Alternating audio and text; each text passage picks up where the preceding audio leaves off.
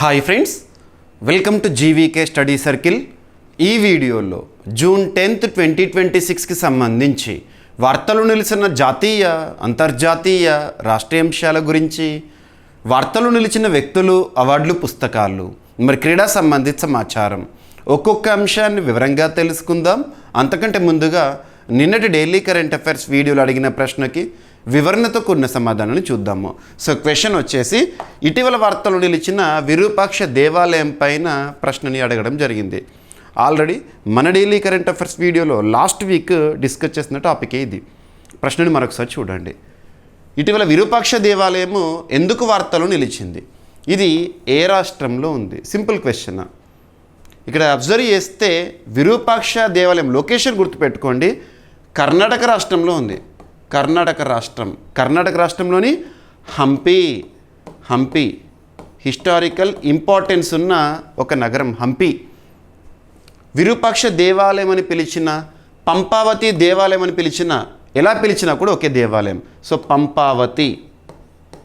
పంపావతి దేవాలయం అన్నా, విరూపాక్ష దేవాలయం అన్నా, పోటీ పరీక్షలో కనుక ప్రశ్న అడిగారు అనుకోండి, రెండు ఒకటే.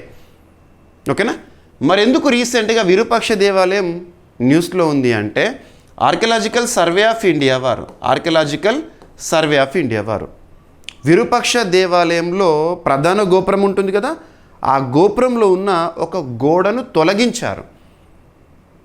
ఎందుకు తొలగించారంటే, ఈ దేవాలయం యొక్క అసలు నిర్మాణాన్ని, వారసత్వాన్ని పరిరక్షించేందుకు అని చెప్పడం జరిగింది. అలా జాతీయ స్థాయిలో ప్రముఖంగా ఒక వార్తగా నిలిచింది. ఓకేనా? దేవాలయంలో ప్రధాన గోపురంలో ఉన్న ఒక గోడను తొలగించడం ద్వారా న్యూస్లోకి వచ్చింది. ఓకేనా? సో విరూపాక్ష దేవాలయం.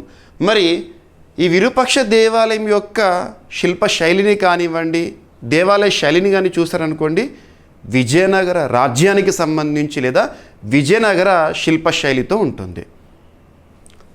ప్రముఖమైన ఈ విరూపాక్ష దేవాలయం యునెస్కోచే గుర్తింపు పొందింది 1986లో ప్రపంచ వారసత్వ సంపదగా. గుర్తుంచుకోండి. ఓకేనా? రైట్. ఈ పాయింట్స్ చూస్తే సరిపోతుంది. ఇక కర్ణాటక రాష్ట్రం అంటే, కర్ణాటక రాష్ట్రంలో తుంగభద్ర నది ఉంటుంది కదా, ఆ తుంగభద్ర నది ఒడ్డున విరూపాక్ష దేవాలయం ఉంది. కొన్ని లొకేషన్స్ గురించి చూస్తున్నప్పుడు నదుల ఒడ్డు కానివ్వండి, ఇటువంటివి హిస్టారికల్ ఇంపార్టెన్స్ ఉంటే చూడాల్సిందే. ఇక్కడ కాన్సెప్ట్ని కనుక, సబ్జెక్ట్ కనుక లింక్ చేయాలంటే, దేశంలోనే అత్యున్నత చట్టమైన రాజ్యాంగంలో ఆర్టికల్ 49 అనగానే మీకు రాజ్యాంగంలోని ఏ భాగం గుర్తొస్తుంది? 4th part of Indian constitution. Article 36 నుండి 51 వరకు మీరు నేర్చుకుంటారు. ఆదేశిక సూత్రాలు, directive principles of state policy. అందులో ఆర్టికల్ 49 ఏం చెప్తుంది అంటే, మన సంస్కృతి, మన చరిత్ర, మన వారసత్వానికి నిలువుటద్దంగా ఉండే పురాతన కట్టడాలు కానివ్వండి, ప్రాంతాలు కానివ్వండి, వాటిని సంరక్షించడం అనేది రాజ్యం యొక్క బాధ్యత. రాజ్యం అంటే ప్రభుత్వము. మరి అందులో భాగంగా 1958 ఇయర్లో ఒక చట్టం వచ్చింది, ancient monuments archaeological remains sites act 1958, rules in 1959. ఇవన్నీ లింక్ అవ్వాలి. ఒక టాపిక్ని చూస్తున్నప్పుడు ఆ టాపిక్కి సంబంధించి మనం ఎలా నేర్చుకోవాలంటే 360 డిగ్రీస్ యాంగిల్లో నేర్చుకోవాలి. అలా అయితేనే కరెంట్ అఫైర్స్ కోణంలో 100% సాధించడంతో పాటు జనరల్ స్టడీస్లో కూడా మ్యాక్సిమం స్కోర్ చేయగలుగుతాము. ఇది మరి మన భారతదేశంలో పురాతన ప్రాంతాలు కానివ్వండి, చరిత్రకు సంబంధించిన ఆనవాలు అనగానే ఏ సంస్థ గుర్తొస్తుంది? Archaeological survey of India. ఈ సంస్థ ఏ మంత్రిత్వ శాఖ పరిధిలో పనిచేస్తుంది అంటే, మినిస్ట్రీ ఆఫ్ కల్చర్ పరిధిలో పనిచేస్తున్న ఒక సంస్థ. బ్రిటిష్ కాలంలోనే స్థాపించబడింది 1860స్లో. ఓకేనా? ఈ సంస్థకి ప్రస్తుతం డైరెక్టర్ జనరల్గా యదుబీర్ సింగ్ రావత్ గారు విధులు నిర్వర్తిస్తున్నారు. ప్రతి పాయింట్ చెప్పాను మీకు. ఓకేనా? ఇప్పుడు స్క్రిప్ట్ చూడండి. హంపిలోని విరూపాక్ష దేవాలయం. ఆర్కియలాజికల్ సర్వే ఆఫ్ ఇండియా హంపిలోని విరూపాక్ష దేవాలయ ప్రధాన గోపురం లోపల నిర్మించిన గోడలను తొలగించింది ఇటీవల. దేవాలయ అసలు నిర్మాణ శైలిని మరియు చారిత్రక వారసత్వాన్ని పరిరక్షించేందుకే ఈ చర్య చేపట్టబట్టిందని ఏసే చెప్పింది. విరూపాక్ష దేవాలయం, విరూపాక్ష ప్రధాన దేవుడు శివుడు. పంపావతి దేవాలయం, సో విరూపాక్ష దేవాలయం అన్నా పంపావతి దేవాలయం అన్నా ఒకటే. ఈ దేవాలయం భగవాన్ విరూపాక్షకి అంకితం చేయబడింది. ఇది కర్ణాటక రాష్ట్రంలోని హంపిలో తుంగభద్ర నది దక్షిణ తీరంలో ఉంది. భారతదేశంలో నిరంతరంగా పూజలు జరుగుతున్న అత్యంత ప్రాచీన హిందూ దేవాలయాల్లో ఇదొకటి. ఈ దేవాలయం విజయనగర శిల్పకళకు అద్భుత ఉదాహరణగా నిలిచింది మరియు విజయనగర సామ్రాజ్య కాలంలో ప్రముఖ ఆధ్యాత్మిక కేంద్రంగా కూడా ఉండేది.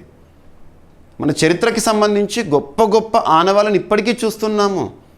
టెంపుల్సే కానివ్వండి, కోటలే కానివ్వండి, కాయిన్సే కానివ్వండి, ఇవన్నీ కూడా వీటన్నిటిని కూడా మనం పరిరక్షించుకోవాలి. ఓకేనా?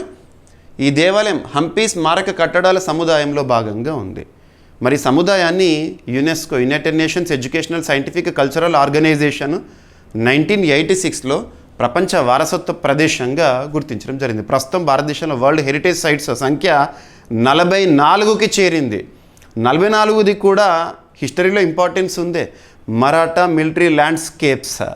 ఓకేనా? ఈ సంరక్షణ చర్య భారతదేశ సాంస్కృతిక పురావస్తు వారసత్వ పరిరక్షణకు ప్రాధాన్యాన్ని సూచిస్తుందంట. ఎనఫ్. సో విరూపాక్ష దేవాలయానికి సంబంధించి ప్రధాన దేవుడు విరూపాక్ష స్వామి శివుడు. ప్రత్యామ్నాయ పేరు పంపావతి టెంపుల్, పంపావతి దేవాలయం. నిర్మాణ శైలి విజయనగర శిల్పకళ. హంపి విజయనగర సామ్రాజ్య రాజధానిగా ఉండేది. కర్ణాటకలోని విజయనగర జిల్లాలో ఉంది.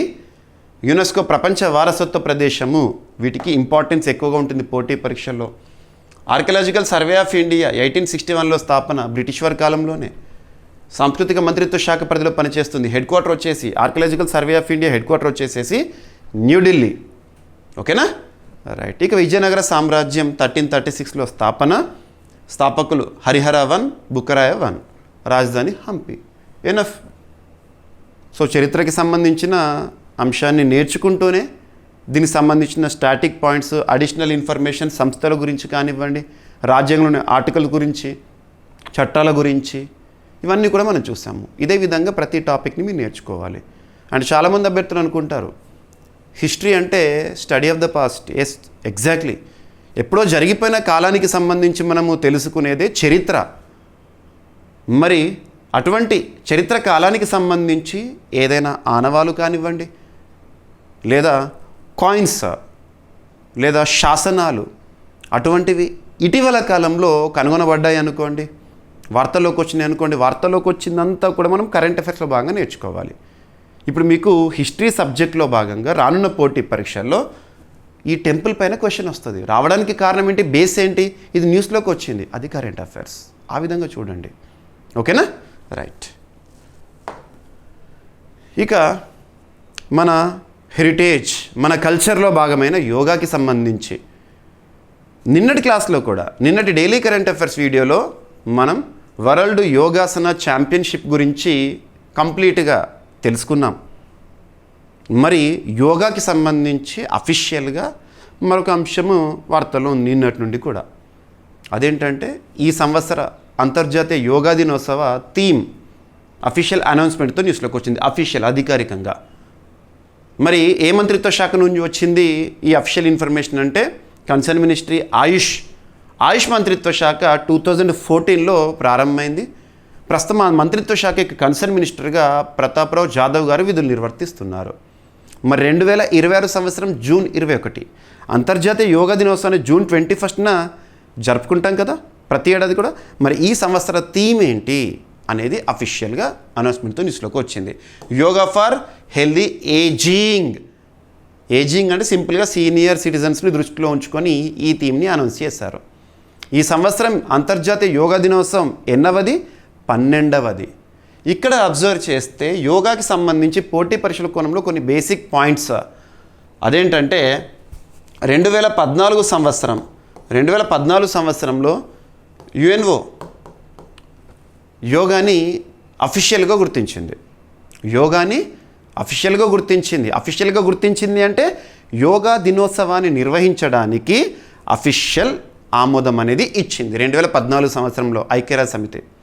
భారత్ చేసిన ప్రతిపాదన మేరకి యుఎన్ఓ అంతర్జాతీయ యోగా దినోత్సవాన్ని అధికారికంగా గుర్తించింది. ఏ సంవత్సరంలో? 2014లో.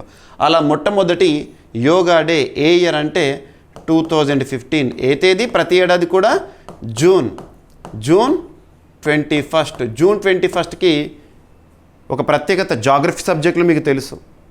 ఎస్. ఇకపోతే మరొక అంతర్జాతీయ స్థాయిలో యోగా గుర్తింపు అంటే 2016ని మీరు లింక్ చేసుకోవచ్చు. 2016 సంవత్సరంలో UNESCO united nations educational scientific cultural organisation యోగాని ఇంటాంజిబుల్ కల్చరల్ హెరిటేజ్ లిస్ట్లో గుర్తించింది. ఇంటాంజిబుల్ కల్చరల్ హెరిటేజ్ లిస్టులో యోగాకి గుర్తింపు అంతర్జాతీయ స్థాయిలో ఏ సంవత్సరం? 2016లో. ఎవరు గుర్తించారు? యునెస్కో. ఇక యోగా అనేది కేవలం మనం వేసే ఒక ఆసనమే కాదు, ఆసనాలే కాదు, ఇది ఒక ఎక్సర్సైజ్ కాదు, ఇది ఒక క్రీడ అని కూడా భారత ప్రభుత్వం గుర్తించింది. ఏ ఇయర్ అంటే 2020 సంవత్సరం. 2020 సంవత్సరం డిసెంబర్లో భారత ప్రభుత్వం యోగాని ఒక క్రీడగా అఫీషియల్గా గుర్తించింది. ఇప్పుడు చూడండి మరొక అంతర్జాతీయ స్థాయిలో 2026 సంవత్సరం జూన్ నెలలో వరల్డ్ యోగాసన ఛాంపియన్షిప్ని కూడా నిర్వహించుకున్నాము భారత ఆతిథ్యంలో. ఇవన్నీ కూడా మనకు ఎగ్జామినేషన్ పాయింట్ ఆఫ్ వ్యూలో ఇంపార్టెంట్ పాయింట్. ఓకేనా? రైట్. సో ఏదైనా ఒక ఇంపార్టెన్స్ ఉన్న డే గురించి చూస్తున్నప్పుడు ఆ డేకి సంబంధించి థీమ్ ఏదైతే ఉంటుందో ఆ థీమ్ని ఏ లాంగ్వేజ్లో చూస్తే అదే లాంగ్వేజ్లో గుర్తుపెట్టుకోవాలి. ఎట్టి పరిస్థితుల్లోనూ ట్రాన్స్లేషన్ చేయకండి.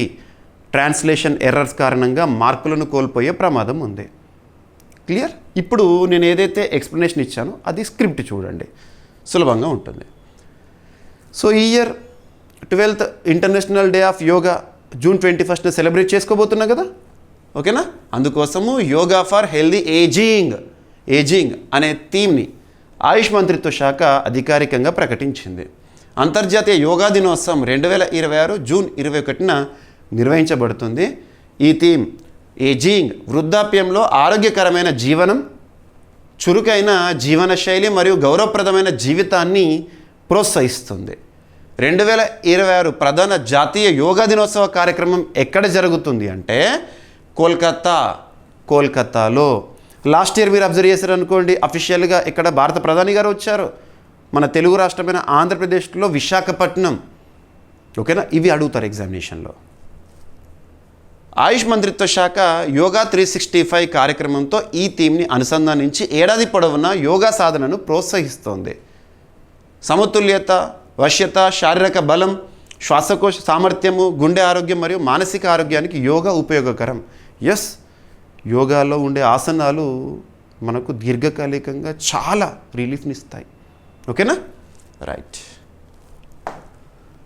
సో అంతర్జాతీయ యోగా దినోత్సవం యునైటెడ్ నేషన్స్ సంబంధించిన జనరల్ అసెంబ్లీ 2014లో అధికారికంగా గుర్తించింది. మొదటిసారి 2015 జూన్ 21 ప్రతిపాదించిన దేశం మన భారతదేశం. ప్రపంచానికి యోగా పాఠాలను నేర్పిన దేశం మన భారతదేశం. గొప్ప విషయం, అది అతిశయోక్తి ఏమీ లేదు, ఫ్యాక్ట్, అది వాస్తవం. రైట్. ఇక మన చరిత్రకి సంబంధించి ఇంపార్టెన్స్ ఉన్న ఒక టాపిక్ ఇప్పుడు వర్ధమానంగా నిలిచింది. ఇండియా ఇజ్రాయెల్ రిలేషన్ గురించి మీ అందరికీ తెలుసు. ఒక్క మాటలో చెప్పాలంటే భారత ప్రధానమంత్రి నరేంద్ర మోదీ గారు, ఇజ్రాయెల్ ప్రస్తుత ప్రధానమంత్రి బెంజమిన్ నెతన్యాహు గారు, వాస్తవానికి వారిద్దరు కూడా బెస్ట్ ఫ్రెండ్స్. మన భారతదేశంలో ఇజ్రాయెల్ సహకారం ఏ విధంగా ఉంటుంది? ఉదాహరణకు చెప్పాలంటే లక్షద్వీప, కేంద్రపాలిత ప్రాంతం, ఐలాండ్స్, అక్కడ డీసాలినేషన్ ప్లాంట్స్ ఏర్పాటుకు సంబంధించి సాంకేతికత మనకి ఇజ్రాయెల్ అందిస్తోంది. అటువంటి టెక్నాలజీ చాలా మన రక్షణ రంగంలో ఇజ్రాయెల్ మన ట్రేడింగ్ పార్ట్నర్గా ఉంది. ఇజ్రాయెల్ నుండి మనము నెగెవ్ తుపాకులను కానివ్వండి, హెరాన్ డ్రోన్స్ని కానివ్వండి, స్కై స్ట్రైకర్స్ లేదా సూసైడ్ డ్రోన్స్ని కానివ్వండి దిగుమతి చేసుకుంటున్నాం. సో ఇరు దేశాల మధ్య సంబంధాలు అద్భుతం. ఇప్పుడు చారిత్రక సంబంధాలు. మన భారతదేశ చరిత్రలో ఒక అద్భుతం ఛత్రపతి శివాజీ గారు. అటువంటి ఛత్రపతి శివాజీ గారి యొక్క విగ్రహాన్ని ఇజ్రాయెల్ దేశంలో ప్రముఖ నగరంలో మేము అన్వీల్ చేస్తాము, ఏర్పాటు చేస్తాము అని చెప్పేసి ఇజ్రాయెల్ అఫీషియల్గా అనౌన్స్ చేసింది. ఈ అనౌన్స్మెంట్ ఇరు దేశాల మధ్య చారిత్రక సంబంధాల విషయంలో కూడా అద్భుతంగా ఉందని చెప్పవచ్చు. ఓకేనా? ఛత్రపతి శివాజీ గారికి సంబంధించి మనకు మెయిన్ పాయింట్ ఏంటంటే జూన్ 6 జూన్ 6 రోజునే ఈ అఫీషియల్ అనౌన్స్మెంట్ న్యూస్లోకి వచ్చింది. ఇక్కడ అబ్జర్వ్ చేస్తే ఇజ్రాయెల్లో ఛత్రపతి శివాజీ మహారాజ్ విగ్రహం, ఓకేనా, right. Legacy lives. Chhatrapati Shivaji గారి గురించి every year at least 2 to 3 topics మనం చూస్తాం. లాస్ట్ టైం మనం చూస్తే శివాజీ వాడిన వాగ్నాక్క, పులిగోర్ల లాంటి నిర్మాణం ఉంటుంది. యుద్ధరంగంలో శత్రువులను చీల్చి చెండాడాడు. అటువంటి ఛత్రపతి శివాజీ గారు వాడిన వాగ్నక్ని మనం బ్రిటన్ నుండి పొందడం జరిగింది. ఇటువంటివి, ఓకేనా, రైట్. ఇజ్రాయెల్ తన ప్రధాన నగరాల్లో ఒకటిలో ఛత్రపతి శివాజీ మహారాజ్ విగ్రహాన్ని ఏర్పాటు చేయనున్నట్లు ప్రకటించింది. ఈ ప్రకటన 2026 జూన్ 6న శివాజీ మహారాజ్ పట్టాభిషేక దినోత్సవమైన శివరాజ్యాభిషేక దినం సందర్భంగా ప్రకటించబడింది. జూన్ 6కి హిస్టారికల్ ఇంపార్టెన్స్ ఉంది శివాజీ గారికి సంబంధించి. ఏంటది? శివరాజ్యాభిషేక దినం, ఓకేనా. ఛత్రపతి శివాజీ మహారాజ్ మరాఠా సామ్రాజ్య స్థాపకుడు. వెస్టర్న్ ఘాట్స్లో మరాఠా సామ్రాజ్యాన్ని స్థాపించి మొఘల్స్కి చెమటలు పట్టించాడు, ఓకేనా. ఆయనకు 1674 జూన్ 6న రాయగఢ్ కోటలో పట్టాభిషేకం జరిగింది. ఛత్రపతి. ఈ ప్రాజెక్ట్, ఏ ప్రాజెక్టు? ఇజ్రాయెల్లో ఛత్రపతి శివాజీ గారి విగ్రహ ఆవిష్కరణకు సంబంధించి భారత్ ఇజ్రాయెల్ సాంస్కృతిక మరియు దౌత్య సంబంధాల బలోపేతానికి ప్రతీకగా భావిస్తున్నారు, ఓకేనా. సో మహారాష్ట్ర మరియు యూదు సమాజం మధ్య ఉన్న చారిత్రక సంబంధాలను కూడా ఇది ప్రతిబింబిస్తుంది, ఈ విగ్రహ ఆవిష్కరణ అనేది. అతి త్వరలో చూస్తాము. ముంబైలోని ఇజ్రాయెల్ కాన్సుల్ జనరల్ యానివ్ రేవాచ్ ఈ ప్రణాళికను ప్రకటించి మహారాష్ట్ర ముఖ్యమంత్రి దేవేంద్ర ఫడ్నవీస్ గారితో చర్చించారు. ఈ విగ్రహ నిర్మాణంలో మహారాష్ట్ర సహకరిస్తుంది. మరాఠా ప్రాంతం, మహారాష్ట్ర. మీరు లాస్ట్ టైం చూడండి, యునెస్కో మరాఠా మిలిటరీ ల్యాండ్స్కేప్స్ని, అంటే కోటలు, మరాఠా సామ్రాజ్యంతో సంబంధం ఉన్న 12 కోటలను గుర్తించింది. 12 కోటలు, అందులో 11 మహారాష్ట్రలోనే, ఒకటి తమిళనాడులో ఉంది. వాటిపైన ఎగ్జామినేషన్ అడుగుతారు, అవన్నీ మనం చూసాము. విగ్రహ రూపకల్పన, చారిత్రక ఆధారాలు మరియు కళాత్మక మార్గదర్శకత్వానికి మహారాష్ట్ర ప్రభుత్వం ఇజ్రాయెల్కి సహకారం అందిస్తుందంట. ఇజ్రాయెల్లో ఛత్రపతి శివాజీ మహారాజ్ గురించి అవగాహన పెంపొందించేందుకు దీన్ని దీర్ఘకాలిక సాంస్కృతిక ప్రాజెక్టుగా రూపొందిస్తున్నారు. ఛత్రపతి శివాజీ మహారాజ్ మరాఠా సామ్రాజ్య స్థాపకుడు. పట్టాభిషేకం 6 జూన్ 1674, వేదిక రాయగఢ్ కోట, మహారాష్ట్ర, ఓకేనా. శివాజీ అంటే మనకు నేవీ గుర్తొస్తుంది, ఓకేనా, రైట్. ఎనఫ్. ఎగ్జామినేషన్లో అడగవచ్చు. సో తన కుమారునికి సంబంధించి స్టోరీ ఏదైతే ఉంటుందో, చావా మూవీ గురించి మీరు చాలామంది చూసే ఉంటారు. అద్భుతమైన సినిమాలు, చూడండి. సో ఇజ్రాయెల్కి సంబంధించిన బేసిక్ పాయింట్స్. ఇజ్రాయెల్ క్యాపిటల్ వచ్చేసి Jerusalem, currency Israeli new shekel, ప్రధానమంత్రి అక్కడ బెంజమిన్ నెతన్యాహు గారు ఉన్నారు. మనం టాపిక్లో భాగంగా ఒక సంస్థ గురించి కానీ, ఒక రాష్ట్రం గురించి కానీ, ఒక దేశం గురించి కానీ చూస్తున్నప్పుడు బేసిక్ పాయింట్స్ అన్నీ మీకు ఇస్తున్నాను. ఒక్క మాట మాత్రం ఖచ్చితంగా గుర్తుపెట్టుకోండి. మన క్లాసెస్ చూస్తే కరెంట్ అఫైర్స్ కోణంలో 100% సాధించడంతో పాటు జనరల్ స్టడీస్లో మ్యాక్సిమం స్కోర్ చేయగలుగుతారు, గుర్తుపెట్టుకోండి. ఇక నెక్స్ట్, ప్రధానమంత్రి నరేంద్ర మోదీ గారు ఒక రికార్డుతో ఈరోజు న్యూస్లో ఉన్నారు. జూన్ 10, 2026 రోజున భారతదేశంలో ఎన్నికైన నేతగా నిరంతరంగా కంటిన్యూస్లీ లాంగెస్ట్ సర్వింగ్ ప్రైమ్ మినిస్టర్గా నరేంద్ర మోదీ గారు. మీకు చాలామందికి డౌట్ వస్తుంది, అదేంటి లాంగెస్ట్ సర్వింగ్ అంటున్నారు? చరిత్రలో జవహర్లాల్ నెహ్రూ ఉన్నాడు కదా, తన కూతురు ఇందిరాగాంధీ ఉంది కదా, మరి ఇదేంటి నరేంద్ర మోదీ గారి రికార్డ్ ఏంటి అని డౌట్ రావచ్చు. ఇక్కడ ఏంటంటే పండిట్ జవహర్లాల్ నెహ్రూ ఎలక్టెడ్ గవర్నమెంట్కి ప్రభుత్వాధినేతగా లేదా ప్రధానమంత్రిగా 1952లో వచ్చారు. 1947 నుంచి 1952 వరకు తను తాత్కాలిక ప్రభుత్వానికి అధినేతగా ఉన్నాడు. అది ఎలక్టెడ్ గవర్నమెంట్ కాదు, ప్రజలచే ఎన్నికైన ప్రభుత్వం కాదు. ప్రజలచే ఎన్నికైన ప్రభుత్వం 1952లో వచ్చింది, గుర్తుపెట్టుకోండి. అప్పటి నుండి కౌంట్ చేస్తే కంటిన్యూస్లీ నిరంతరంగా లాంగెస్ట్ ప్రైమ్ మినిస్టర్ అనే ఒక సెంటెన్స్ కనుక తీసుకుంటే భారత ప్రధాని ప్రస్తుత నరేంద్ర మోదీ గారు. మరి ఇందిరాగాంధీ 14 ఏళ్ళు ఉన్నారు కదా ప్రైమ్ మినిస్టర్గా తన చరిత్రలో అంటే, 14 ఏళ్ళు ఉన్నారు, కానీ కంటిన్యూస్గా లేరు. విరామం వచ్చింది. తను ఓడిపోయారు, స్వతహాగా తను పోటీ చేసి కూడా ఓడిపోయారు. కాంట్రవర్సీస్ కూడా ఉన్నాయి. అలహాబాద్ హైకోర్టు ఇచ్చిన తీర్పు ఒకసారి చూడండి. నేషనల్ ఎమర్జెన్సీకి దారితీసిన పరిస్థితులను తెలుసుకోండి. పక్కన పెట్టండి, ఇక్కడ రాజకీయాలు అవసరం లేదు, చరిత్ర. So longest serving continuous prime మినిస్టర్గా June 10, 2026 రోజున భారత ప్రధాని నరేంద్ర మోదీ గారు. ఎన్ని రోజులు ఇది చూస్తే సరిపోతుంది. June 10, 2026 రోజున ప్రధానమంత్రి నరేంద్ర మోదీ గారు 4399 అండ్ కంటిన్యూ అవుతుంది, ఇంకా కౌంట్ అవుతుంది, నిరంతర రోజుల పాలన పూర్తి చేసి స్వతంత్ర భారతదేశ చరిత్రలో అత్యధిక కాలం నిరంతరాయంగా ప్రధానమంత్రిగా పనిచేసిన నాయకుడిగా నిలిచారు. మీకు అర్థమైంది అనుకుంటున్నాను నేను చెప్పేది. ఎలక్టెడ్ గవర్నమెంట్, ప్రధానమంత్రి గారు మొదటిసారి ప్రధానమంత్రిగా నరేంద్ర మోదీ గారు 2014 మేలో వచ్చారు. ఎలక్టెడ్, ప్రజాస్వామ్య దేశంలో ఎన్నికలు ఇంపార్టెంట్. అటువంటి ఎన్నికల గురించి ఇక్కడ ప్రస్తావిస్తున్నాను. 1952 సాధారణ ఎన్నికల తర్వాత ప్రధానమంత్రిగా కొనసాగిన జవహర్లాల్ నెహ్రూ రికార్డుని అధిగమించారు. ఇది అడుగుతారు. గతంలో తెలంగాణ రాష్ట్రంలో జరిగిన పోటీ పరీక్షలు ఇటువంటి రికార్డులపైన అడిగారు, కాబట్టి గుర్తుపెట్టుకోండి. నెహ్రూ 1947 నుంచి ప్రధానమంత్రిగా ఉన్నారు. అయినప్పటికీ 1947, 1952 కాలం ఏదైతే ఉంటుందో అది తాత్కాలిక ప్రభుత్వ కాలంగా పరిగణించబడుతుంది. అది ఎలక్టెడ్ గవర్నమెంట్ కాదు, గుర్తుంచుకోండి. స్వాతంత్రం వచ్చినాక వెంటనే తాత్కాలిక ప్రభుత్వం ఏర్పాటైంది. మీకు ఇండియన్ పాలిటీ క్లాసెస్లో చెప్పాను నేను. నరేంద్ర మోదీ గారు 2014 మే 26 నుంచి నిరంతరాయంగా ప్రధానమంత్రిగా కొనసాగుతున్నారు. ఈ ఘట్టం భారత ప్రజాస్వామ్య చరిత్రలో, భారతదేశం అంటేనే ప్రజాస్వామ్యం, ప్రజాస్వామ్యమే లేదా ప్రజాస్వామ్య దేశంలో ఎన్నికలే దేశానికి వెన్నెముక. అటువంటి ఎన్నికల ద్వారా ఎన్నికైన ప్రభుత్వము. ఓకేనా?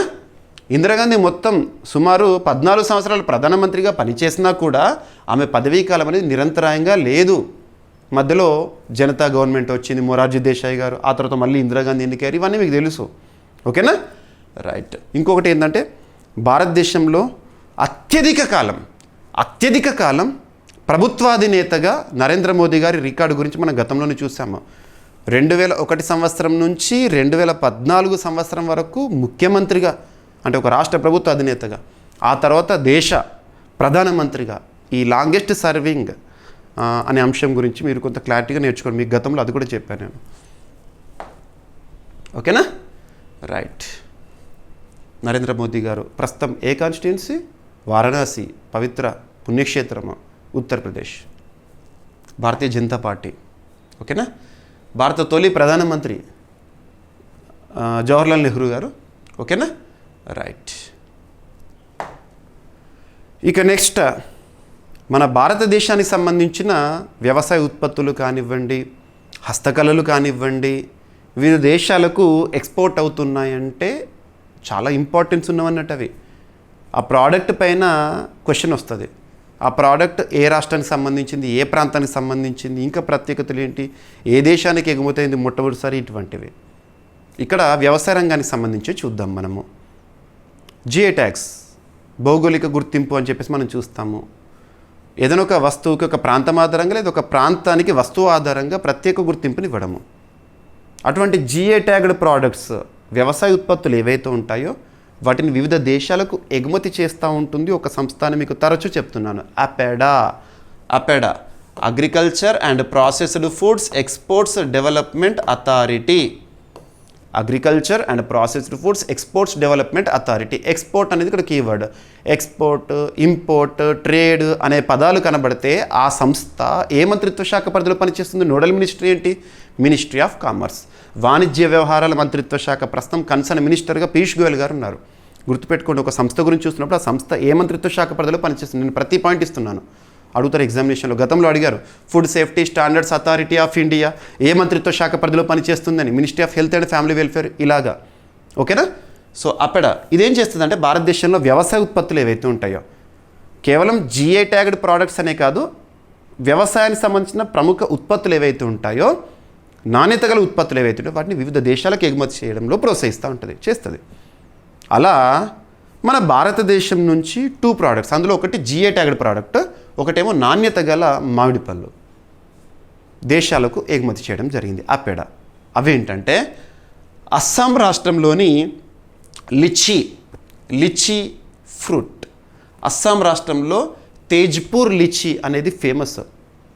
భారతదేశంలో తేజ్పూర్ లిచీ అంటేనే మనకు అస్సాం రాష్ట్రం గుర్తొస్తుంది. ఇప్పుడు మీరు హైదరాబాద్లో లిచీ ఫ్రూట్స్ అవి ఇవి చూస్తారు, ఇవి ఇక్కడ పండించినవి కదా, ఇక్కడ పండు. క్లైమాటిక్ కండిషన్స్ ఇంపార్టెంట్ వ్యవసాయ రంగానికి.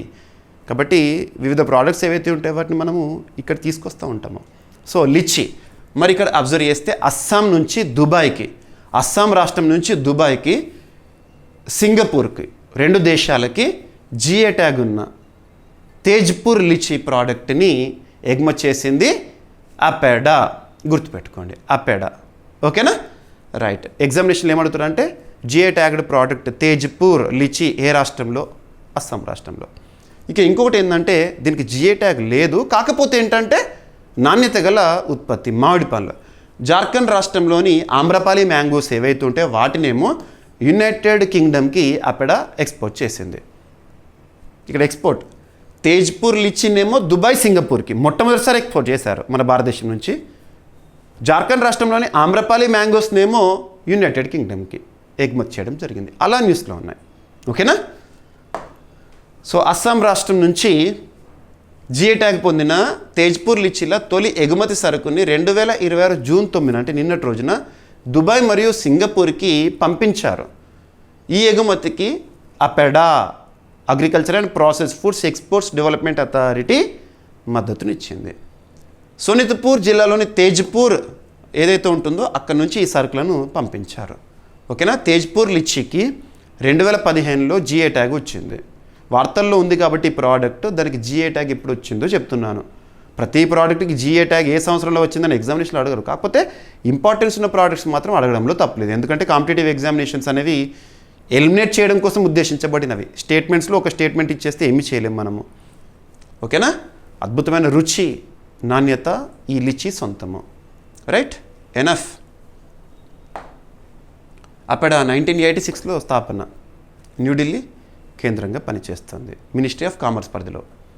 జిఏ ట్యాగ్ సంబంధిత చట్టము 1999. భారతదేశంలో జిఏ ట్యాగ్ పొందిన మొట్టమొదటి product Darjeeling tea, West Bengal.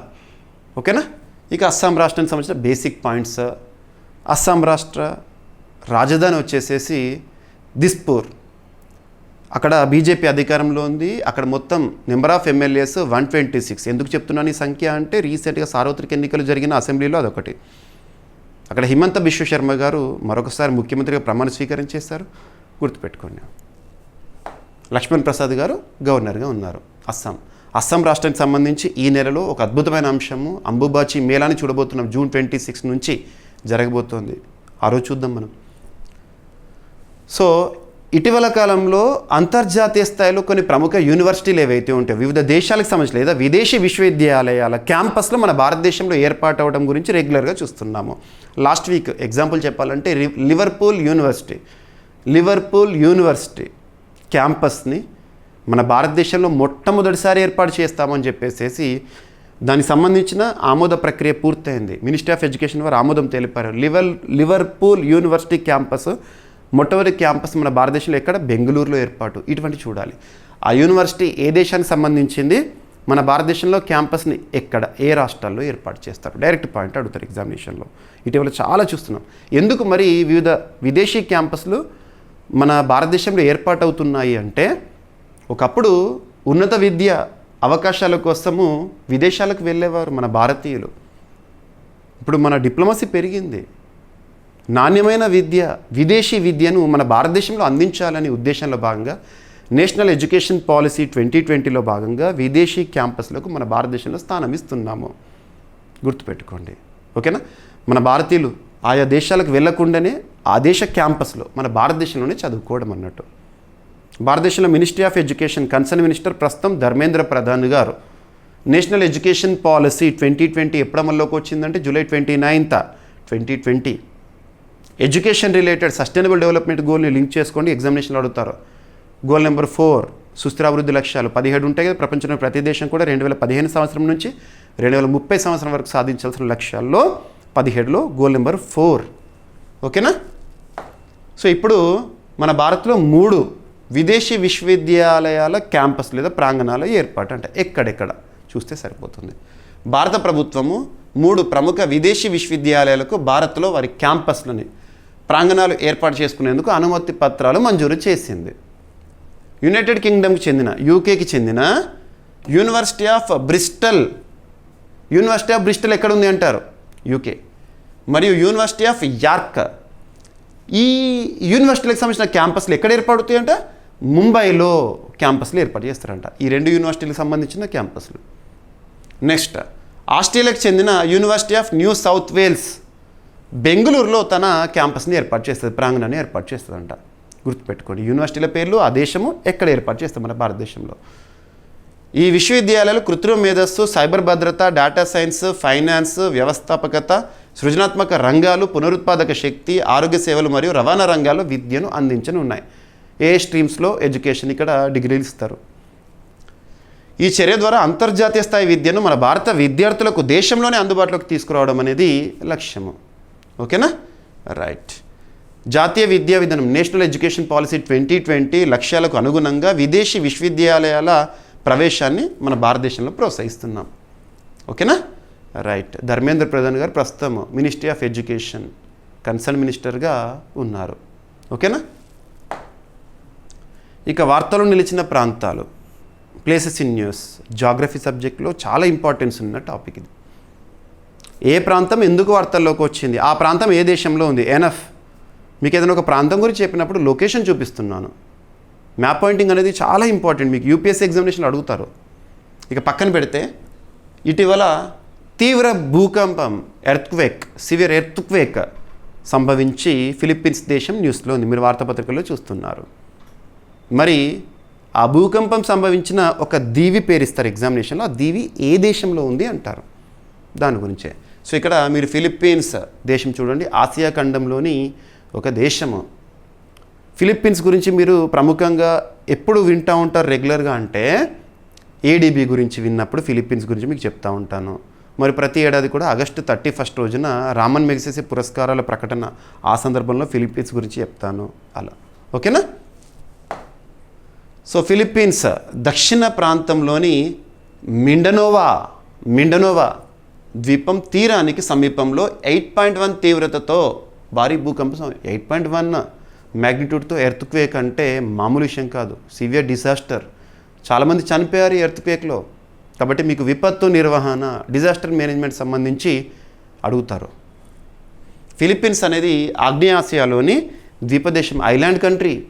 Pacific ring of fire ప్రాంతంలోని దేశాలు ఏవైతే ఉంటాయో ఎక్కువగా అగ్నిపర్వతాల విస్ఫోటనము, సివియర్ ఎర్త్క్వేక్స్, సునామీస్ ఇలా న్యూస్లో కనబడతా ఉంటాయి.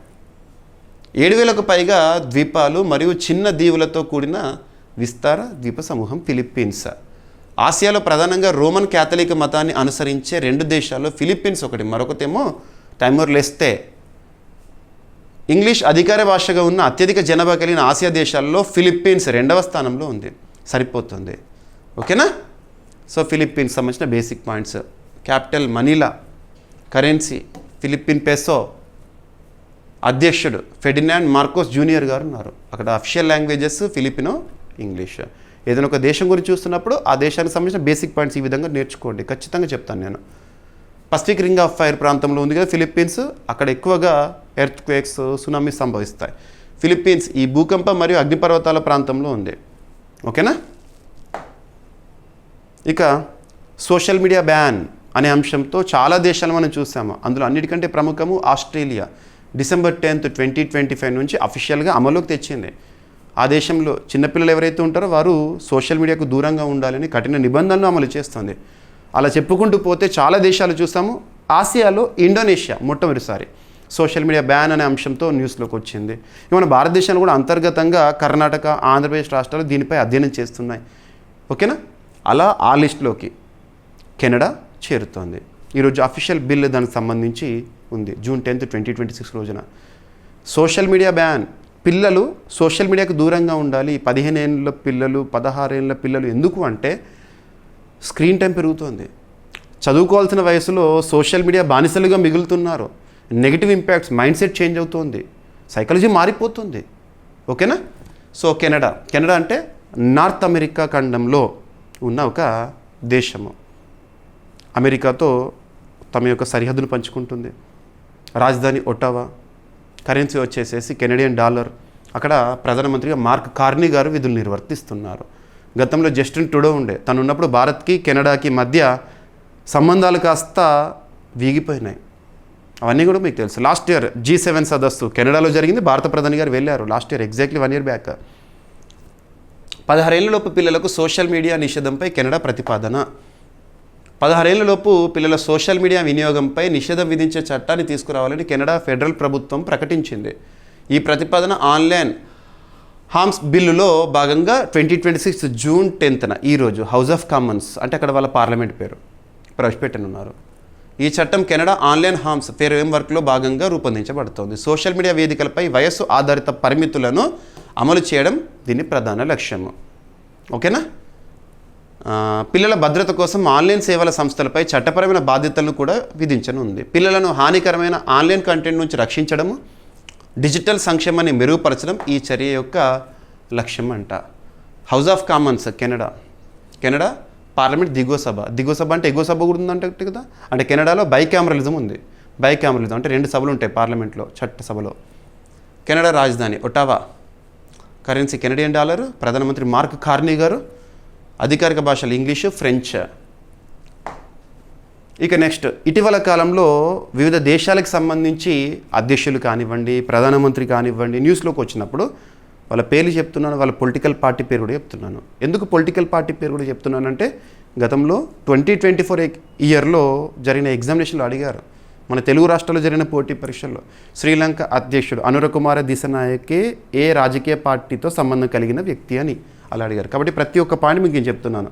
మీకు ప్రతి ఒక్క పాయింట్ కూడా నేను చెప్తున్నాను. అండ్ ఇంకొకటి ఏంటంటే ఎగ్జామినేషన్లో 100% మనం చెప్పిన టాపిక్స్ ఎందుకు రిఫ్లెక్ట్ అవుతున్నాయి అంటే పోటీ పరీక్షల ప్రశ్నపత్రాల ట్రెండ్ ఏదైతే ఉంటుందో ఆ ట్రెండ్కి అనుగుణంగా మీకు చెప్తున్నాను.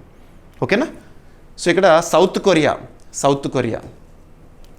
సౌత్ కొరియాకి నూతన ప్రధానమంత్రిని నియమించడం జరిగింది. ఆ దేశ అధ్యక్షుడు ప్రధానమంత్రి. సౌత్ కొరియాకు సంబంధించి అధ్యక్షుడే ఎక్కువగా మనం వార్తలు చూస్తాం. ఇక్కడ ప్రధానమంత్రి. ఆ దేశ చరిత్రలో 2వ మహిళా ప్రధానమంత్రి నియమితులయ్యారు. తన పేరేంటి, తన రాజకీయ పార్టీ ఏంటి, ఎవరి స్థానంలో ప్రధానమంత్రిగా బాధ్యతలు చూస్తే సరిపోతుంది. ఏ దేశంలో అయినా కూడా ప్రధానమంత్రిని నియమించే అధికారము ఆ దేశ అధ్యక్షుడికి ఉంటుంది, ప్రెసిడెంట్కి ఉంటుంది. సేమ్ అలాగే దక్షిణ కొరియా అధ్యక్షుడు లీ జే మ్యూంగ్, సౌత్ కొరియా ప్రెసిడెంట్ లీ జే మ్యూంగ్ గురించి మనం చాలాసార్లు విన్నాము. దేశ తదుపరి ప్రధానమంత్రిగా హాన్ సియోంగ్ సూక్. తప్పదు, టంగ్ ట్విస్టర్లా ఉన్నా కూడా 1-2 సార్లు పలకండి, గుర్తుపెట్టుకోండి. హాన్ సియోంగ్ సూక్ను నామినేట్ చేశారు సౌత్ కొరియా ప్రైమ్ మినిస్టర్గా. ప్రస్తుతం హాన్ సియోంగ్ సూక్ ఆ దేశంలో ఒక మంత్రిగా ఉన్నారు. తను ఏ రాజకీయ పార్టీకి చెందిన నేత అంటే డెమోక్రటిక్ పార్టీ ఆ దేశంలో. మరి ఎవరి స్థానంలో ప్రధానమంత్రిగా బాధ్యతలు అంటే కిమ్ మిన్ సియోక్ స్థానంలో. ఓకేనా, గుర్తుపెట్టుకోండి. సౌత్ కొరియా దేశ చరిత్రలో 2వ మహిళా ప్రధానిగా ఇక చరిత్రలో నిలుస్తున్నారు. మరి మొట్టమొదటి వారు ఎవరు అంటే హాన్ మ్యోంగ్ సూక్. 26 అంటే 2006-2007 మధ్యకాలంలో ఆ దేశ చరిత్రలో మొట్టమొదటి మహిళా ప్రధాని. ఇటువంటి పదాల గురించి చెప్పినప్పుడు కొంతమంది నేతల పేర్లు ప్రస్తుతం ఏ దేశంలో మొట్టమొదటిసారి మహిళా ప్రధానమంత్రులు ఉన్నారో అటువంటి చూడాలి. ఉదాహరణకు ఇటలీ దేశ చరిత్రలో మొట్టమొదటి మహిళా ప్రధానమంత్రిగా ప్రస్తుతం విధులు నిర్వర్తిస్తున్నారు జార్జియా మెలోని. జపాన్ దేశ చరిత్రలో మొట్టమొదటి మహిళా ప్రధానమంత్రి ప్రస్తుతం విధులు నిర్వర్తిస్తున్నారు సనాయ్ టకైచి. ఇటువంటి పేర్లు. So south Korea capital Seoul. Currency వచ్చేసి సౌత్ కొరియన్ వన్. అక్కడ అధ్యక్షుడిగా లీ జే మ్యూంగ్ ఉన్నారు. అక్కడ నేషనల్ అసెంబ్లీ యూనికామరలిజం, ఏకసభ. ఇక మన భారతదేశం యొక్క వృద్ధి రేటును కొన్ని అంతర్జాతీయ ప్రముఖ సంస్థలు, మన భారతదేశంలోని ప్రముఖ సంస్థలు అంచనా వేస్తున్నాయి. వృద్ధి rate GDP, gross domestic product. Definition తరచూ మీకు చెప్తున్నాను నేను. గ్రాస్ డొమెస్టిక్ ప్రోడక్ట్ అంటే it is the final value of all the goods and services that are produced within the boundaries of the particular country for the given financial year. ఒక ఆర్థిక సంవత్సర కాలంలో ఒక దేశ సరిహద్దు లోపల ఉత్పత్తి అయ్యే అంతిమ వస్తు సేవల విలువనే ఆ దేశ జీడిపి అంటాము. ఎందుకు మరి పర్సెంటేజ్లో చూస్తామంటే కంపారిటివ్ స్టడీ చేస్తాము. బేస్ ఇయర్ ఆధారంగా గణిస్తేనేమో రియల్ వాల్యూస్ వస్తాయి, జీడిపి వాల్యూస్, లేదా కాన్స్టెంట్ ప్రైజెస్లో జీడిపి ఎంతనో తెలుస్తుంది. ప్రస్తుత ధరల్లో జీడిపిని క్యాలిక్యులేట్ చేస్తే వచ్చేది నామినల్ జీడిపి వాల్యూ, అంటే నామమాత్రపు జీడిపి గణాంకాలు కరెంట్ ప్రైజెస్లో. జీడిపి బేస్ ఇయర్ మార్పు గురించి మనం చూస్తాం. 2011-12 నుంచి 2020-2023కి మార్చుకున్నాం. జీడిపి బేస్ ఇయర్ సిరీస్లో 9వ అమల్లోకి వచ్చింది. మొట్టమొదటిది 1948-49. ఇటీవల బేసియర్ల మార్పు గురించి ప్రతి రంగానికి సంబంధించి చూస్తున్నాం. అవి చూడండి.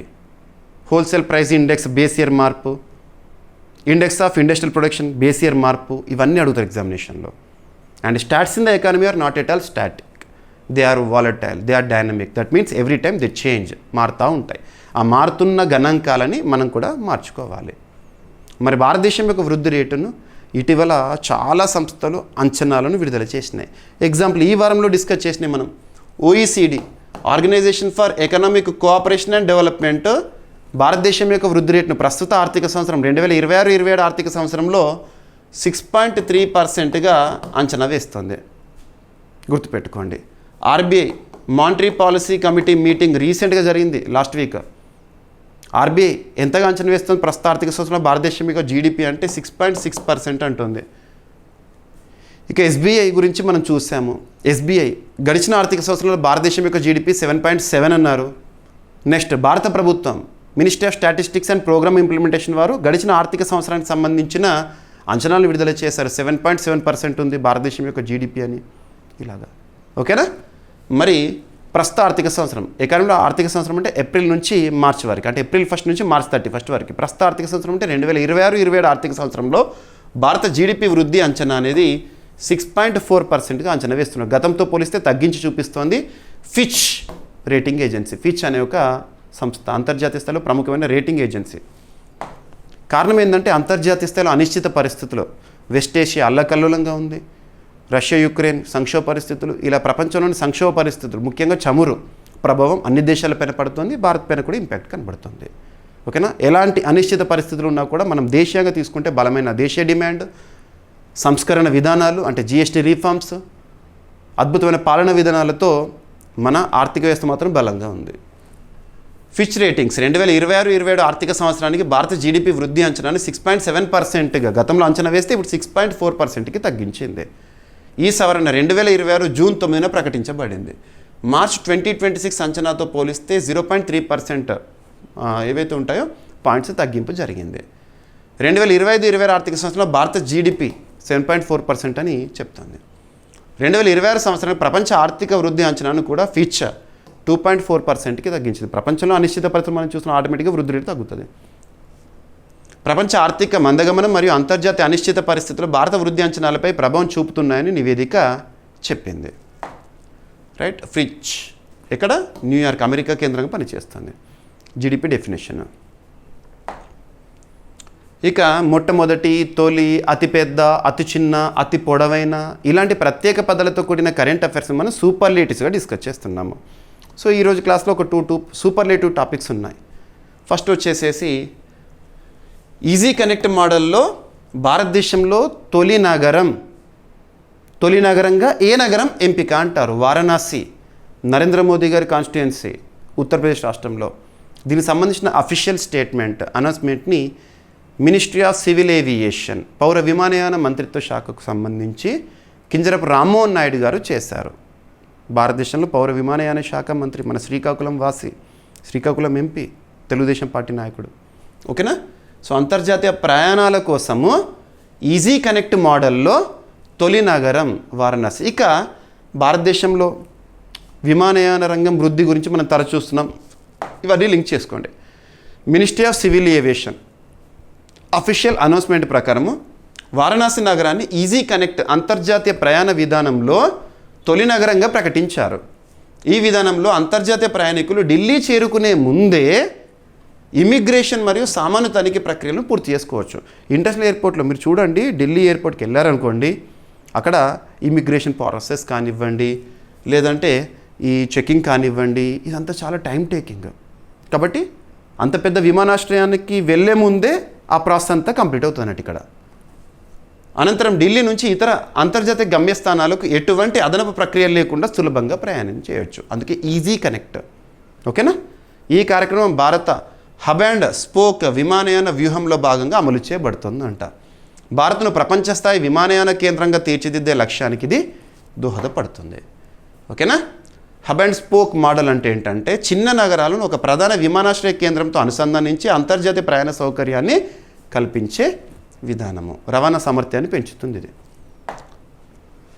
ఇక నెక్స్ట్ ఇటీవల కాలంలో వార్తలు ఇచ్చిన ప్రాజెక్ట్స్ ఏవైతే ఉంటాయో జల విద్యుత్ శక్తి ప్రాజెక్ట్స్ కానివ్వండి, న్యూక్లియర్ ప్రాజెక్ట్స్ కానివ్వండి, ఆ ప్రాజెక్ట్ పేరు చూడండి, ఎక్కడ లొకేషన్ గుర్తుంచుకోండి, ఎందుకు న్యూస్లోకి వచ్చింది, 3 పాయింట్ చూడండి. ఎగ్జామినేషన్లో అడుగుతారు. ఇటీవల మీరు యూపీఎస్సీ సివిల్ సర్వీస్ ప్రిలిమినరీ ఎగ్జామినేషన్లో ఇటువంటి ప్రాజెక్ట్స్ పైన అడిగారు. ఇక్కడ అడిగేది. So Jammu Kashmir after repealing article 370 Jammu Kashmir was divided into 2 union territories. One union territory with assembly, that is Jammu Kashmir, another union territory without assembly, that is Ladakh. Jammu Kashmir సంబంధించిన reorganisation after repealing article 370 అంటున్నాను కదా, ఎప్పుడు అమల్లోకి వచ్చింది అంటే October 31, 2019. గుర్తుపెట్టుకోండి. ప్రస్తుతం కేంద్రపాలిత ప్రాంతం. మరి జమ్మూ కాశ్మీర్లో కిర్తాయ్ 2 జల విద్యుత్ ప్రాజెక్ట్కి పునరుజ్జీవనం. సుదీర్ఘకాలం నుంచి పెండింగ్లో ఉన్న ఒక ప్రాజెక్ట్. ఏ నది పైన అని అడుగుతారు, చీనాబ్ నది పైన. ఇక చీనాబ్ నది అంటే మీకు ఇండస్ వాటర్ ట్రీటీ గుర్తుకు రావాలి. సింధు నదీ జలాల ఒప్పందం 1960 సెప్టెంబర్ 19th. ఆ ఒప్పందంలో భాగంగా పాయింట్స్ వరల్డ్ బ్యాంక్ మధ్యవర్తిత్వము. ఇప్పుడు మనకు సింధు నదీ జలాల ఒప్పందం గురించి అవసరం లేదు, ఎందుకంటే ఆ ఒప్పందం నుంచి భారత్ వైదొలిగింది లాస్ట్ ఇయర్. పక్కన పెడితే అనేక సంవత్సరాలుగా నిలిచిపోయిన కిర్తాయ్ 2 జల విద్యుత్ ప్రాజెక్టు జమ్మూ కాశ్మీర్లో మళ్ళీ ప్రారంభమైంది. ఇది 930 మెగావాట్ల సామర్థ్యం గల జల విద్యుత్ ప్రాజెక్టు. ఈ ప్రాజెక్టు చీనాబ్ నదిపై కిష్ట్వార్ జిల్లాలో నిర్మించబడుతుంది. కిర్తాయ్ 2 ఒక రన్ ఆఫ్ ది రివర్ జల విద్యుత్ ప్రాజెక్ట్. అంటే నది సహజ ప్రవాహాన్ని ఉపయోగించి విద్యుత్ ఉత్పత్తి చేస్తారంట. ప్రాజెక్టు ప్రతిపాదిత జలాశయ సామర్థ్యం వచ్చేసి 51.26 మిలియన్ క్యూబిక్ మీటర్స్. ఈ ప్రాజెక్టు పునరుత్పాదక ఇంధన ఉత్పత్తిని పెంచి ప్రాంతీయ విద్యుత్ అవసరాలను తీర్చడంలో సహాయపడుతుంది. చీనాబ్ నది పరివాహిక ప్రాంత జల విద్యుత్ సామర్థ్య వినియోగానికి ఇది కీలకంగా ఉంది. సో ఇక్కడ నది పేరు గుర్తుంచుకోండి, ప్రాజెక్ట్ పేరు గుర్తుంచుకోండి, లొకేషన్ గుర్తుంచుకోండి. అండ్ ప్రత్యేకత రన్ ఆఫ్ ది రివర్. ఓకేనా. చీనాబ్ నది హిమాచల్ ప్రదేశ్లో చంద్ర మరియు బాగా నదుల సంగమం. ఎక్కడ పుడుతుందని నదీ వ్యవస్థ సింధు నదీ వ్యవస్థలో భాగం. Himachal Pradesh, Jammu Kashmir, Pakistan. Run of the river జల విద్యుత్ ప్రాజెక్ట్ అంటే ఏంటంటే నది సహజ ప్రవాహాన్ని వినియోగించుకోవడము. ఓకేనా. తక్కువ జలాశయ అవసరం మరియు తక్కువ ముంపు ప్రభావం అనేది ఉంటుంది. ప్రస్తుతం మినిస్ట్రీ ఆఫ్ పవర్ కన్సర్న్ మినిస్టర్గా భారతదేశంలో మనోహర్ లాల్ ఖట్టర్ గారు ఉన్నారు. తనే ministry of housing and urban affairs కూడా కన్సర్న్ మినిస్టర్. ఓకేనా. జమ్మూ కాశ్మీర్లో లెఫ్టినెంట్ గవర్నర్గా ప్రస్తుతం మనోజ్ సిన్హా గారు విధులు నిర్వర్తిస్తున్నారు. ఇక వార్తల్లో నిలిచిన పథకాలు, పాలసీలు, వీటిపైన పోటీ పరీక్షల్లో మనం తప్పనిసరిగా ప్రశ్నలను ఎక్స్పెక్ట్ చేసి తీరాల్సిందే. ఇక్కడ అబ్జర్వ్ చేస్తే పథకాలు, పాలసీలు అంటే చాలామంది అభ్యర్థులు అనుకుంటారు లాస్ట్ 6 monthsలోనో 1 yearలోనో ప్రారంభించబడినవి మాత్రమే చూసుకుంటే చాలు, వాటి నుండే ప్రశ్నలు వస్తాయి పోటీ పరీక్షల్లో అని. Yes, absolutely right. కానీ వాటితో పాటు ఎప్పుడో ప్రారంభించబడిన పథకాలు, పాలసీలపైన కూడా ప్రశ్నలు అడుగుతున్నారు. 10 ఏళ్ల కింద, 20 ఏళ్ల కింద, 50 ఏళ్ల కింద ప్రారంభించబడిన పథకం గురించి రీసెంట్గా ఎగ్జామినేషన్లో అడిగారు. ఎందుకు అంటే వార్తల్లోకి వచ్చింది. ఎలా వస్తుంది వార్తల్లోకి అంటే ఏదైనా మైల్ స్టోన్ని అచీవ్ అయ్యి కానివ్వండి, ఆ పథకానికి సంబంధించిన లబ్ధిదారుల సంఖ్యను ప్రభుత్వం అధికారికంగా విడుదల చేసినప్పుడు కానివ్వండి, లేదా ఆ పథకంలో మార్పులు చేర్పులు చేసినప్పుడు కానివ్వండి, లేదా ఒక పథకం మరొక పథకంలో విలీనమైనప్పుడు కానివ్వండి, ఇటువంటివి జరిగినప్పుడు వార్తల్లోకి వచ్చింది కాబట్టి కరెంట్ అఫైర్స్. మరి అలాంటివి ఇక్కడ 2 ఉన్నాయి ఈరోజు. ఏంటేంటి? సో ప్రధానమంత్రి జన్ధన్ యోజన ఖాతాల గురించి అప్డేట్. 2014 సంవత్సరంలో ప్రారంభమైన ప్రధానమంత్రి జన్ధన్ యోజన డిజిటల్ ఇంక్లూజన్లో భాగమని చెప్పొచ్చు. ప్రతి ఒక్కరికి బ్యాంకు ఖాతా అందుబాటులో ఉండాలి అనే ఉద్దేశంలో భారత ప్రధాని గారు నరేంద్ర మోదీ గారు ప్రారంభించిన ఒక కార్యక్రమం ఖాతాలకు సంబంధించి. అందులో లబ్ధిదారుల సంఖ్య 58 కోట్లకు పైగా రీచ్ అయిందంట. ఒక మైల్ స్టోన్ అచీవ్మెంట్. ఓకేనా. దేశంలో ప్రధానమంత్రి జన్ధన్ యోజన కింద తెరవబడిన బ్యాంకు ఖాతాల సంఖ్య 58 కోట్లకు పైగా చేరింది. ఈ విషయాన్ని మినిస్ట్రీ ఆఫ్ ఫైనాన్స్ కన్సర్న్ మినిస్టర్గా ఉన్న నిర్మలా సీతారామన్ గారు చెప్తున్నారు. అందరికీ బ్యాంకింగ్ మరియు ఆర్థిక సేవలను అందుబాటులోకి తీసుకురావడం ఈ పథకం యొక్క ప్రధాన లక్ష్యము. ప్రభుత్వ సంక్షేమ పథకాల ప్రయోజనాలు, తక్కువ ఖర్చు బీమా మరియు పింఛన్ సేవలు నేరుగా లబ్ధిదారులకు చేరేలా ఈ పథకం సహాయపడుతుంది. డైరెక్ట్ బెనిఫిట్ ట్రాన్స్ఫర్ అంటే నేరుగా అకౌంట్లో డబ్బులు పడడం అలాంటివి. డైరెక్ట్ బెనిఫిట్ ట్రాన్స్ఫర్ ద్వారా ఇప్పటి వరకు 45 లక్షల కోట్ల రూపాయలు లబ్ధిదారుల ఖాతాల్లోకి జమ అయినాయి. జన్ధన్ ఖాతాదారులో 56% మహిళలు ఉన్నారంట. సో గుర్తుపెట్టుకోండి, ఇది ఇంపార్టెంట్ పాయింట్. మొత్తం ఖాతాల్లో 67% గ్రామీణ మరియు సెమీ అర్బన్ ప్రాంతాల్లో తెరవబడ్డాయి. ఈ పథకం దేశంలో ఆర్థిక సమగ్రత మరియు డిజిటల్ బ్యాంకింగ్ విస్తరణకు కీలకంగా మారింది. ప్రధానమంత్రి జన్ధన్ యోజన 28 ఆగస్టు 2014 ప్రారంభం. ఏదైనా ఒక పథకం గురించి చూసినప్పుడు ఖచ్చితంగా ఎప్పుడు ప్రారంభమైంది డేట్తో పాటు గుర్తుపెట్టుకోవాలి. మంత్రిత్వ శాఖ ఏ మంత్రిత్వ శాఖ పరిధిలో అమలవుతుందంటే మినిస్ట్రీ ఆఫ్ ఫైనాన్స్. ప్రతి కుటుంబానికి బ్యాంకింగ్ సేవలు, బీమా, పెన్షన్ మరియు ఆర్థిక సాధికారత కల్పించడం, బీమా, పెన్షన్ ఇటువంటివి. ఓకేనా. ఇక డైరెక్ట్ బెనిఫిట్ ట్రాన్స్ఫర్ అనేది 2013లో స్టార్ట్ అయింది. ప్రభుత్వ ప్రయోజనాలు నేరుగా బెనిఫిషియరీకి చేరడం, benefits to the beneficiary, direct అకౌంట్లోకి చేరడం అన్నట్టు. ఇక ఇంకొక సూపర్లేటివ్ టాపిక్. సో సీతాపూర్లో 250 మెగావాట్ల సౌర విద్యుత్ ప్రాజెక్టుకి రక్షణ మంత్రిత్వ శాఖ ఆమోదం తెలిపింది. మీరు ఆలోచిస్తారు, సౌర విద్యుత్ అంటున్నారు, రక్షణ శాఖ అంటున్నారు, రెండు మ్యాచ్ అవ్వట్లేదు. సౌర విద్యుత్ అంటే ఏ మంత్రిత్వ శాఖ పరిధిలోకి వస్తుంది? Ministry of new and renewable energy, Pralhad Joshi గారు ఉన్నారు ప్రస్తుతం. కానీ ఇక్కడ రక్షణ శాఖ అంటున్నారు. రక్షణ శాఖ మంత్రిగా రాజ్నాథ్ సింగ్ గారు ఆమోదం తెలిపారంట. ఎందుకు అంటే ఇక్కడ కంటోన్మెంట్ ఏరియాలో ఇది నిర్మాణము. కంటోన్మెంట్ ఏరియాస్ అన్నీ కూడా రక్షణ మంత్రిత్వ శాఖ పరిధిలో ఉంటాయి కదా. ఓకేనా. సో సీతాపూర్ ఎక్కడ ఉంది అంటారు? Uttar Pradesh. India's first large scale solar power project on defence land. అందుకే ఇక్కడ రక్షణ మంత్రిత్వ శాఖ మరియు సౌర విద్యుత్ అని కలిపాను. ఓకేనా, గుర్తుపెట్టుకోండి. ఓకేనా. సీతాపూర్ యూపీ ఎక్కడ ఉంది అడుగుతారు ఎగ్జామినేషన్లో. ఓకేనా.